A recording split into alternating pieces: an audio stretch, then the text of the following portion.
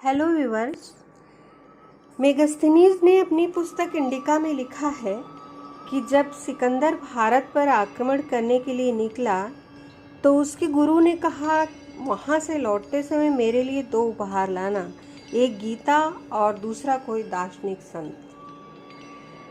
भारत के महान दार्शनिकों, विद्वानों, महापुरुषों ने भारतीय संस्कृति के संरक्षण के लिए अथक प्रयास किए हैं। आज हम बात करेंगे प्रमुख हिंदू धर्मशास्त्री और वेदांत के प्रणेता आदि शंकराचार्य की। आदि शंकर भारत के एक महान दार्शनिक एवं धर्म प्रवर्तक थे। उन्होंने अद्वैत वेदांत को ठोस आधार प्रदान किया, सनातन धर्म की विविध विचारधाराओं का एकीकरण किया। उपनिषदों और वेदांत सूत्रों पर इनकी टीकाएं बहुत प्रसिद्ध है। इन्होंने भारतवर्ष में 4 मठों की स्थापना की जो आज तक बहुत प्रसिद्ध और पवित्र माने जाते हैं, जिन पर आसीन सन्यासी शंकराचार्य कहे जाते हैं।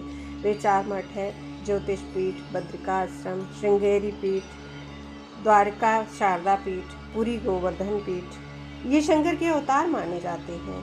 इन्होंने ब्रह्म सूत्रों की बड़ी विशद और रोचक व्याख्या की है। शंकराचार्य जी का जन्म 507 ईसा पूर्व केरल के काशल गांव में हुआ था। ये तुष्टसार ब्राह्मण थे। 8 वर्ष की अवस्था में इन्होंने संन्यास ग्रहण करके श्री गोविंदनाथ से दीक्षा ले ली। पहले ये कुछ दिनों तक काशी में रहे।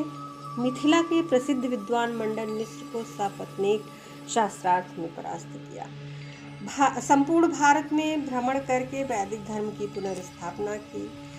प्रचलित तत्कालीन कुरीतियों को दूर कर संभावदर्शी धर्म स्थापित किया। शंकराचार्य के दर्शन में सगुण तथा निर्गुण ब्रह्म दोनों का ही हम दर्शन कर सकते हैं। इन्होंने कहा, तत्त्वमसि, तुम ही ब्रह्म हो, अहम ब्रह्मासि, मैं ही ब्रह्म हूँ, अयम आत्मा ब्रह्म, यह आत्मा ही ब्रह्म है। इन वाक्यों द्वारा जीवात्मा को निराकार ब्रह्म से अभिन्न स्थापित करने का प्रयत्न शंकराचार्य जी ने ही किया है। ब्रह्म को जगत की उत्पत्ति, स्थिति तथा प्रलय का निमित्त कारण बताया है। ब्रह्म सत्य, नित्य, चैतन्य स्वरूप तथा आनंद स्वरूप है। संपूर्ण जगत के जीवों को ब्रह्म के रूप में स्वीकार करना तथा तर्क आदि के द्वारा उसे सिद्ध करना शंकराचार्य जी की विशेषता थी। राष्ट्र को एक सूत्र में बांधने का कार्य तथा वैदिक धर्म को पुनर्जीवन देने का कार्य शंकराचार्य जी ने ही किया। भारतीय संस्कृति के विस्तार और उत्थान में इनका अमूल्य योगदान है।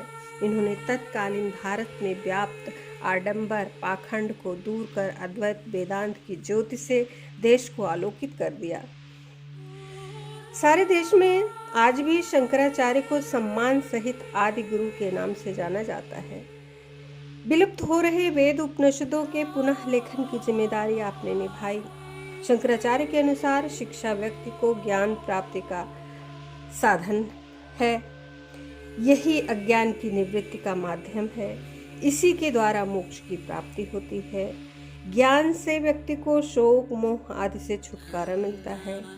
शिक्षा मुक्ति पर्यंत चलने वाली आध्यात्मिक प्रक्रिया है। शिक्षा के द्वारा व्यक्ति को उसमें निहित ब्रह्म भाव का जागरण होता है। शिक्षा द्वारा उसे अपने यथार्थ का बोध होता है। शिक्षा ही जीवन के प्रति उसके व्यवहार तथा विचारों में परिवर्तन व परिमार्जन एवं संशोधन करती है। शिक्षा व्यक्ति को अनुभूति की योग्य बनाकर सर्वत्र ब्रह्म दर्शन करने में समर्थ बनाती है। शंकराचार्य अद्वैतवाद के प्रणेता थे। शंकराचार्य ने कहा, ज्ञान 2 प्रकार का होता है, एक पराविद्या और दूसरा अपराविद्या। पहला सगुण ब्रह्म और दूसरा निर्गुण ब्रह्म। शंकराचार्य के अद्वैतवाद का सार है, ब्रह्म और जीव मूलतः तत्वतः एक ही हैं। जीवन की मुक्ति के लिए ज्ञान आवश्यक है।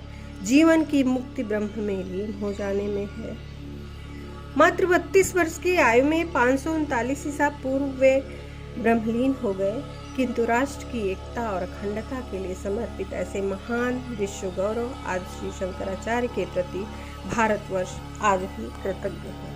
मेरे चैनल को सब्सक्राइब करें। वीडियो को लाइक, शेयर और कमेंट करें। धन्यवाद।